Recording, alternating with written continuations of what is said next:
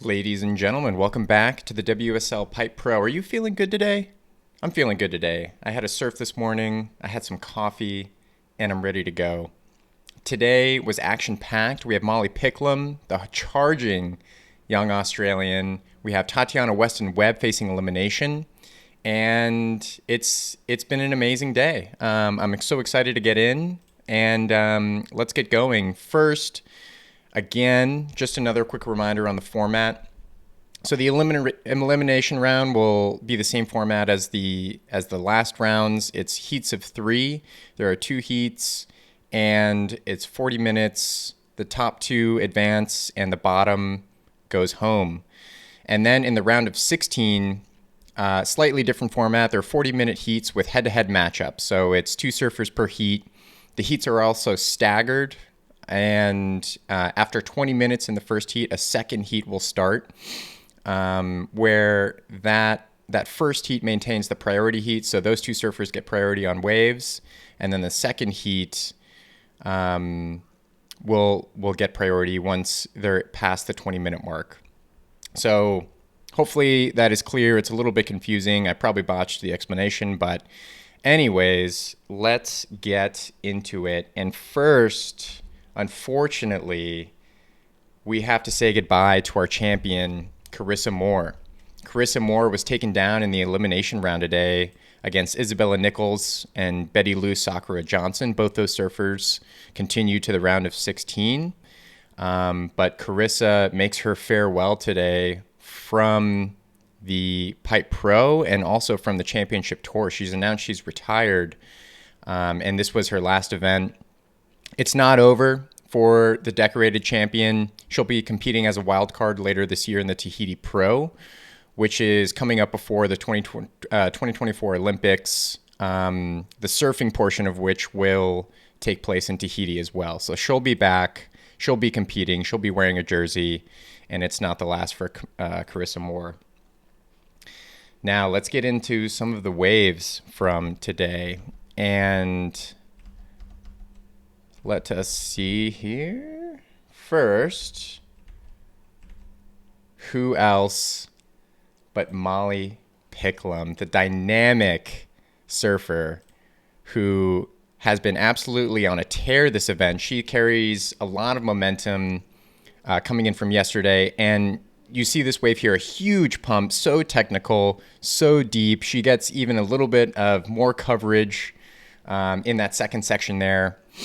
And the young Aussie is absolutely on fire. She could not stop getting barreled. Here's another one at backdoor in her heat against Alyssa Spencer. She got the highest score at day 3.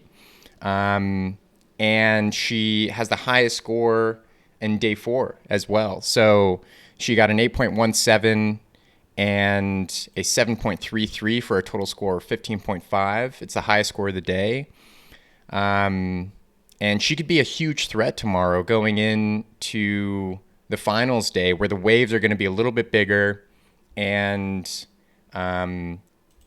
she'll be one to watch. She'll be taking on Joanne DeFay tomorrow in the quarterfinals. Next, let's move on to Caroline Marks, the reigning world champ, in the gold jersey. And let's take a look at her wave here. So she's here at Pipeline on her front side.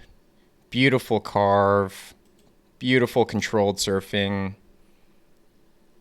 and throws a little bit of spray at the finish. It'll be enough, and she gets by with an 8.34 total score to take on Moana Jones, the wild card Hawaiian pipe specialist. And by the way, does anyone else think the wild card is a weird feature on the tour? You know, you work so hard to make it onto the championship tour to compete in these events, and then they bring in someone who's not on the tour who can potentially take you out of the event. I've always found it weird. You know, how pissed would you be if you got taken out by a ringer that they bring in who's not even on the tour competing in other events? Anyways, Marks gets it done. She'll be facing Betty Lou Sakura Johnson tomorrow in the quarterfinals. And next, let's take a look at Tatiana WESTON-WEBB.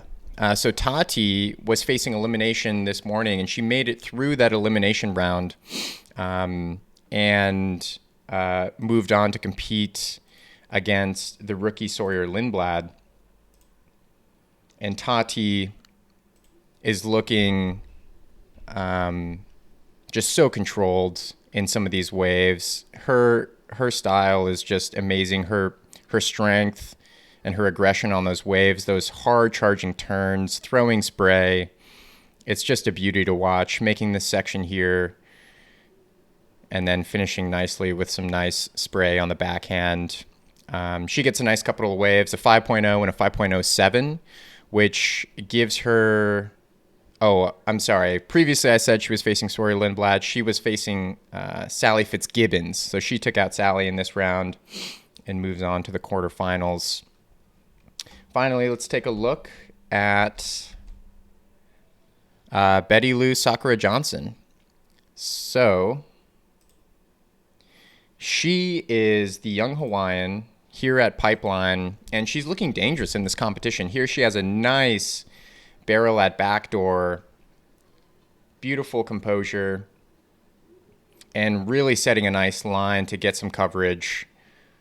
And this was in her non-priority heat, so she was in the heat that didn't have priority. She would go on to comment in this interview that the rest of the women out there, the other three, were goofy footers, so no one was looking for those rights at backdoor that she managed to nab early in her heat.